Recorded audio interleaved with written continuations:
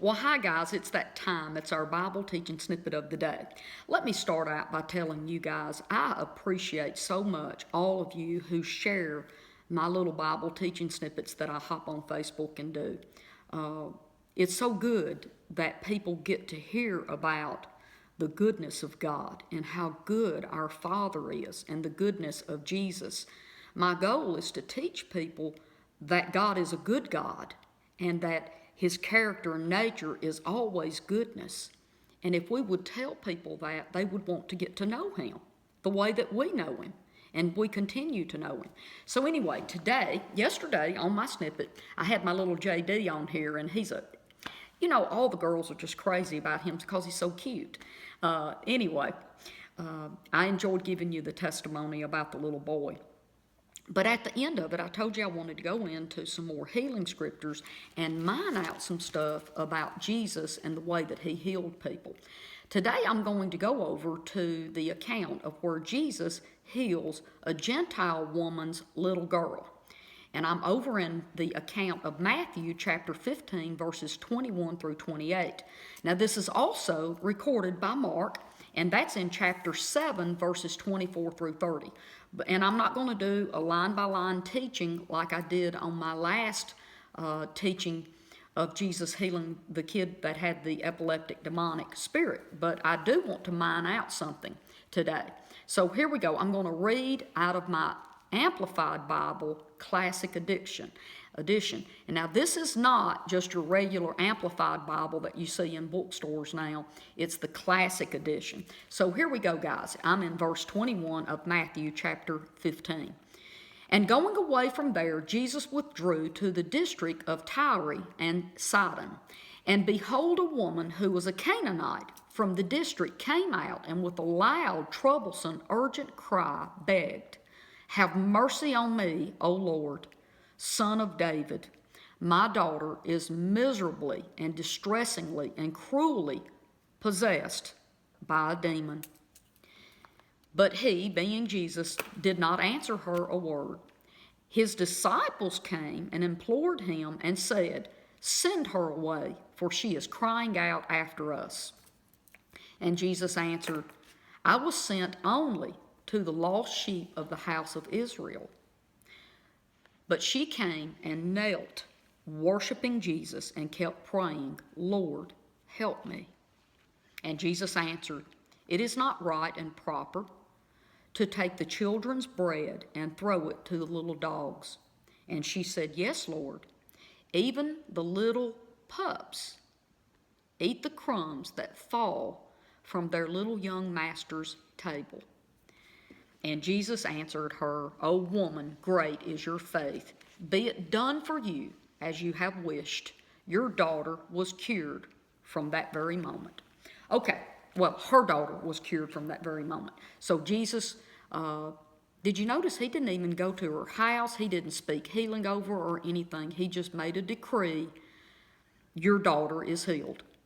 That is awesome. Did you know that's really all that we have to do? If we can get into the same faith level, belief level that Jesus has. Remember, I told you in our last teaching that Jesus said all, A-L-L, all things are possible to the one who believes.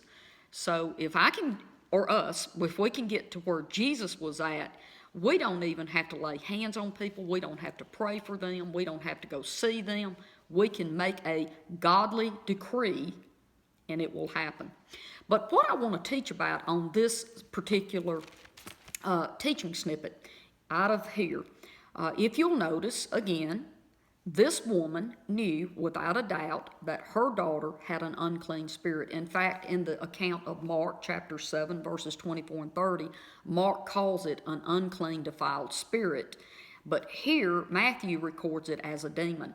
So what we find here are that unclean spirits are demonic. I want to keep going down because the part that I want to show you is in verse 26. And Jesus answered the woman and said, "It is not right or proper to take the children's bread and throw it to the little dogs." You know, I've told you in the past that I've sat through a lot of different teachings in a lot of different churches. And this right here is so mistaught. I have heard so many teachers and preachers teach that Jesus talked horrible to this woman and called her a dog. I want to point something out to you. Jesus did not call this woman a dog, okay? One of the versions I was reading, I believe it's the Kenneth Weist of the Expanded New Testament, he called it the little pet puppies. It was a very, very endearing term that Jesus used with her. He was not insulting her and talking down to her. What Jesus was saying is that he was sent to the house of Israel. The house of Israel is Abraham's bloodline. These are the covenant people, the people that God was in covenant with. And the Messiah, Jesus, the Son of God, was sent to those people first with the message that the kingdom of God had now come to earth through Jesus. Okay? I'm going to take you over to John, the Gospel of John, chapter 1, and I'm going to read in verse 10 and 11, and I'm just in my King James Bible, okay? I'm just going to add this in. Here we go. And Jesus was in the world, and the world was made by him, being Jesus, and the world knew him not. Verse 11. And Jesus came into his own, what he created, and his own people received him not. Now, I want to tell you this. This is a great day to learn some things. What this verse actually says is that Jesus came to the very world that he created himself, but his people, the Jewish people, did not know him and did not receive him. They did not accept him. A lot of times we read that incorrectly and we think that he came to his own world and the whole world didn't receive him. And actually in the real Greek there, it says that he created the world and that world did not recognize him when he got here, but his people, his bloodline, the Abrahamic people, rejected Jesus. All right, now I'm through with that. But this is what he was talking about. He was sent to his own people first, to the lost sheep of Israel. And once he ministered to them, then the gospel of the kingdom of God could be opened up to the rest of the world. I want to talk a little bit more about this little dogs thing because I want to teach you something about this. Over in Matthew chapter 7, verses 6, and I'm going to read it. It says, "Do not give holy things to the dogs. Do not throw your pearls before the pigs or the swine." Okay. That word dog right there is a completely different Greek word.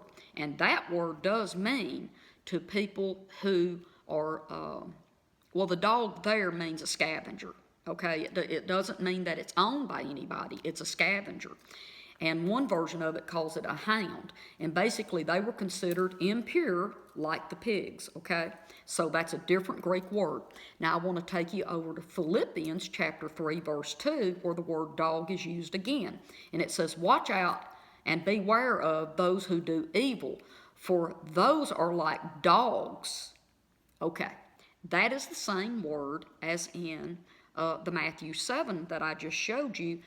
And that means a scavenger as well, something that can't be trusted, something that might hurt you if you got too close to it.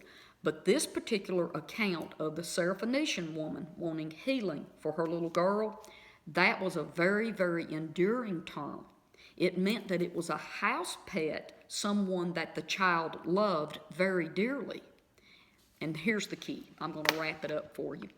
Jesus told her that he was supposed to only go to the children of Israel.